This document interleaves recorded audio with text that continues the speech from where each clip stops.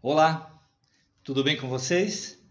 Sejam bem-vindos ao nosso sexto estudo do programa Refletindo Kardec. Mais uma vez, pelas redes sociais da Sociedade Espírita Francisco de Assis, de Amparo aos Necessitados, aqui da cidade de Ponta Grossa.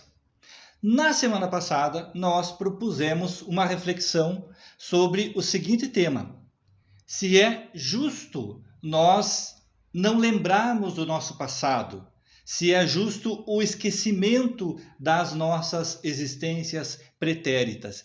E esse é um tema que, quando nós conversamos com alguém que está iniciando o estudo na doutrina, ou que tem alguma curiosidade até sobre o Espiritismo, é uma pergunta que sempre nos é feita. Se existem mesmo várias existências, se existe a reencarnação, dizem essas pessoas, por que então nós não lembramos? Quando explicamos o motivo de estarmos aqui, a necessidade de nos transformarmos, nos melhorarmos, cumprirmos as nossas tarefas, a pergunta que nos vem é: não seria mais fácil então se eu lembrasse, se eu soubesse por que é que estou aqui, quais foram os meus erros do passado? E ainda, alguns vão nos dizer, por que é que algumas pessoas lembram? Por que é que se ouve falar em processos de regressão de memória, voltando muitas vezes a encarnações anteriores? É possível, não é possível? É justo, não é justo? É correto ou não? Vamos ver o que Kardec tem para nos dizer sobre esse tema. Mais uma vez, Evangelho segundo o Espiritismo, hoje o capítulo 5, Bem-aventurados os aflitos, no item 11, esquecimento do passado. Kardec vai dizer que, havendo Deus entendido de lançar um véu sobre o passado, é que há nisso vantagem. Com efeito, a lembrança traria gravíssimos inconvenientes. Poderia, em certos casos, humilhar-nos singularmente, ou, então, exaltar-nos o orgulho e, assim, entravar o nosso livre-arbítrio. Em todas as circunstâncias, acarretaria inevitável perturbação nas relações sociais. Bem, quando nós tomamos o contato pela doutrina espírita com a definição da divindade como o Criador justo e bom, é evidente que se o esquecimento do passado ele está colocado para todos na humanidade, é porque sim, é algo justo, bom, necessário para o nosso aprendizado. E é o que Kardec nos convida à reflexão nesse parágrafo. Mas eu quero destacar aqui três palavras, nesse curto espaço de tempo que nós temos para comentar, três palavras que vão trazer para nós uma reflexão maior e compreendermos, quem sabe, essa questão do esquecimento. A primeira palavra que eu destaco é quando Kardec fala que Deus lançou um véu sobre o passado. Véu. Um véu não é algo que vai cobrir para toda a eternidade. Pode ser até um véu transparente, e Kardec vai nos falando que as encarnações elas nos purificam. Então, à medida que nós vamos tendo condições de lembrar das nossas vivências anteriores, nós vamos adquirindo experiência, vamos adquirindo evolução, e nas vidas futuras, em que estivermos melhor preparados, esse véu será mais fino, mais tênue. O esquecimento do passado ele será mais breve.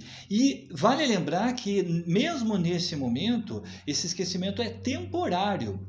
Enquanto estamos encarnados, enquanto estamos aqui realizando a tarefa que nos comprometemos nessa existência. Então, é um esquecimento temporário, ele é tênue conforme a evolução do espírito, conforme a necessidade, mas não é algo absoluto. Então não é um esquecimento, é como eu ouvi outro dia uma expressão muito interessante, é uma não lembrança, e que se encaixa melhor nessa condição. Nesse momento nós não lembramos das nossas existências pretéritas, mas elas não estão esquecidas, estão temporariamente guardadas para que sejam retomadas no momento oportuno, quando tivermos possibilidade de compreensão da nossa existência. A segunda palavra que eu destaco é quando Kardec diz que essa lembrança, nesse momento, nos traria sérios inconvenientes. Então, vamos imaginar quais seriam esses inconvenientes. Vamos citar uns 3 ou 4. Se nós lembrássemos do nosso passado, todos lembrariam. Então, eu lembraria do que eu fiz, lembraria do que as outras pessoas fizeram, mas elas também teriam uma lembrança retomada em relação às minhas atitudes. O segundo ponto é que essas lembranças seriam de fatos bons, de atitudes corretas, mas também dos nossos erros, dos nossos equívocos. O passado da humanidade não é nada que nós possamos nos orgulhar. E possivelmente fizemos parte de muitas dessas situações conflituosas, de guerra, de ódio, de traições. Cometemos muitos atos dos quais nós nos envergonharíamos na atualidade. Então as pessoas pensam, por que eu não lembro? Imaginando que talvez virá a lembrança que foram príncipes, que tiveram fortunas, que realizaram grandes obras. Mas o fato é que no mundo de provas e expiações somos todos devedores. Então o nosso passado é de débito e não seria conveniente lembrar isso. O fato de lembrar numa terceira visão também nos reduziria o livre-arbítrio. Nós temos agora a oportunidade de reconstruir a nossa existência, trazendo atitudes positivas para compensar aqueles fatos negativos. Se nós tivéssemos um programa consciente do que deveríamos fazer, isso não teria tanto valor quanto nós temos algo de sentimento. Então, eu sei que eu tenho que suportar determinada situação porque no passado eu me equivoquei. Então, aquela minha atitude está sendo voluntária ou está sendo quase que um negócio com a divindade? Olha, eu vou fazer isso aqui para quitar aquele débito lá. A intenção que Deus espera de nós é a atitude positiva, mas cheia de sentimento. Eu estou fazendo isso porque eu compreendo a necessidade de fazer. Se é para quitar um débito ou para adquirir um crédito, isso não vem ao caso. Então, o livre-arbítrio, ele tem que estar no sentido da palavra, livre. A nossa vontade tem que ser livre e não condicionada a buscarmos a reparação imediata de algo que nós sabemos. Finalmente, há que se lembrar que quando estamos reunidos no grupo familiar, temos ali muitos adversários do passado, muitas pessoas com quem nós tivemos conflitos no passado. Lembrar do que é que nos uniu, o que é que nos fez estar novamente reunidos e que podem ser situações muito difíceis, situações dolorosas do passado, não é algo nada produtivo. Finalmente, a terceira palavra que eu destaco é quando Kardec fala que, em todas as circunstâncias, acarretaria inevitável perturbação. E aí vamos tentar responder aquela questão, por que é então que algumas pessoas lembram? Por que é que algumas pessoas dizem lembrar das suas existências, crianças, etc.? Vejamos que a maioria dessas lembranças não são relacionadas a fatos graves. Há pessoas que trabalham com o processo de regressão de memória, que seriam técnicas, né? não encontrando respaldo direto na doutrina espírita, né?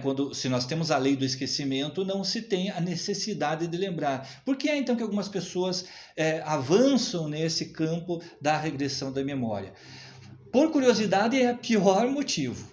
Buscar por curiosidade, eu quero saber o que eu fui. Não, isso seria a pior questão a pior atitude que nós poderíamos ter.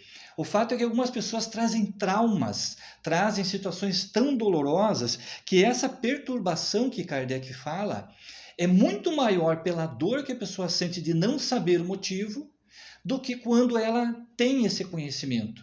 Então, em raras situações, a espiritualidade vai permitir que isso seja revelado. Claro que isso não vai se dar dentro de pessoas que cobram por esse trabalho, que fazem isso de uma maneira comercial. É preciso que se tenha um conhecimento, um preparo e, sobretudo, conhecimento da doutrina espírita. Porque você pode até chegar a ter acesso a uma informação de uma encarnação pretérita de alguém e como é que isso vai ser colocado, se aquela pessoa tem pretérito. Então, Na verdade, não devemos buscar adivinhar o passado. Não é esse o objetivo. Se, como diz Kardec, Deus colocou isso para nós, tem que ser algo mais vantajoso. É melhor não lembrarmos do que lembrarmos. Olhar para aqueles que convivem conosco, na nossa casa, no nosso trabalho, no dia a dia.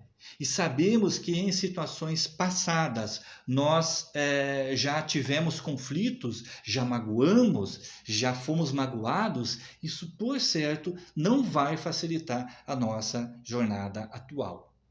Bom, mas já que estamos falando de família, o que é então que nos une a essas pessoas? Será que todas as relações familiares são decorrentes de compromissos do passado? Todas as pessoas que se unem em família são criaturas que se devem mutuamente e por isso estão ali para resgatar um débito? E o que seria então daquelas pessoas que vivem sozinhas, que não têm a presença física do pai ou da mãe, que já desencarnaram, não têm irmãos, não constituem uma nova família, são sozinhos? Seria uma punição? Não seria? O que é a família? Essa é a nossa reflexão da semana, nesse nosso delicioso estudo Refletindo Kardec. Aguardo vocês aqui na próxima sexta-feira para nós trazermos mais esse tema. Muito obrigado e uma ótima semana.